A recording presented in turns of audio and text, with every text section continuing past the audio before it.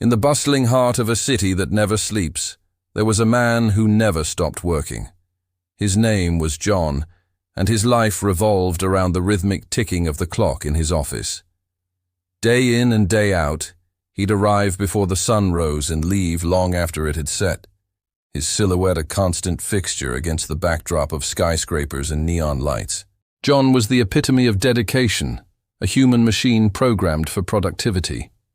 He sacrificed everything on the altar of success, his time, his health, and even his family. Weekends became extensions of weekdays, and holidays were just another opportunity to get ahead. His children's birthdays, his wedding anniversary, all became mere footnotes in his relentless pursuit of professional excellence. Every morning as John walked into his office, his eyes would instinctively dart to the large ornate clock hanging on the wall. It was an antique piece, its face weathered by time, yet its hands moved with unwavering precision. To John, it wasn't just a timepiece.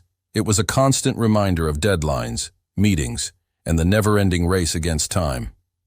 As the years passed, John's life became a blur of spreadsheets, presentations, and late-night coffee runs. He barely noticed the growing distance between him and his wife, or the way his children's voices became unfamiliar to his ears. His world had shrunk to the size of his office, with that ever-present clock ticking away the moments of his life. But then, on a day that seemed no different from any other, something extraordinary happened. John walked into his office, coffee in hand, ready to tackle another grueling day. His eyes, as always, went to the clock. But this time, what he saw made him freeze in his tracks. The clock had stopped. For a moment, John thought his eyes were playing tricks on him. He blinked, rubbed his eyes, but the hands of the clock remained stubbornly still. In that frozen moment, it was as if time itself had decided to take a stand against the relentless pace of John's life. As he stood there, staring at the motionless clock, a wave of realization washed over John.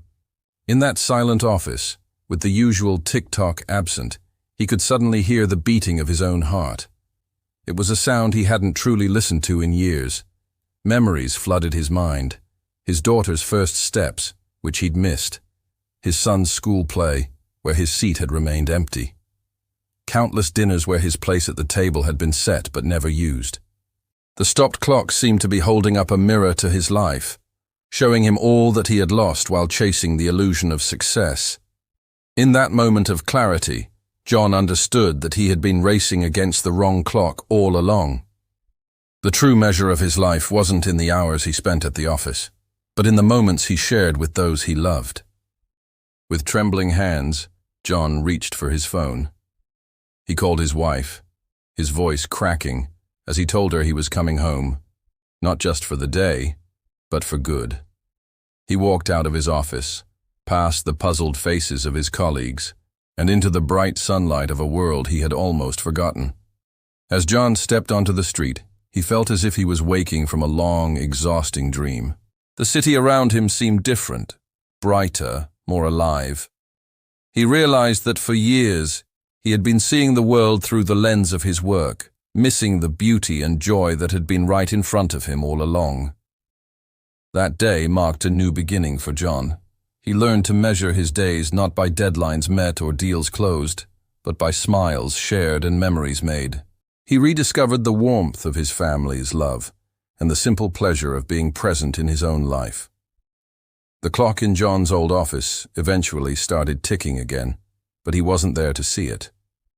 He had found a new rhythm, one that beat in harmony with his heart and the hearts of those he loved. John had finally understood that true success isn't measured by the time you give to your job, but by the life you build outside of it. In the end, it took a stopped clock for John to start living again. He had lost years chasing an elusive goal, but in that moment of stillness, he found something far more valuable, the courage to reclaim his time, his life, and himself. Remember, in the race of life, the finish line isn't at the top of the corporate ladder.